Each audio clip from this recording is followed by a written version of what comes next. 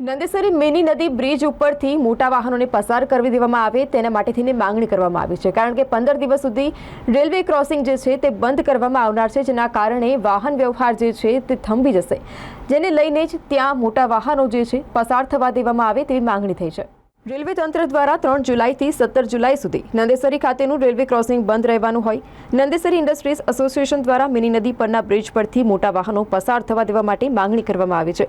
Nandesari industries એસોસિએશનના પ્રમુખ Babubhai C પટેલે જિલ્લા કલેક્ટરને પત્ર લખી જણાવ્યું, હાલમાં મિની નદીના બ્રિજ પર બેરિકેડ મૂકી નાના વાહનોને જ પસાર થવા દેવામાં આવે છે।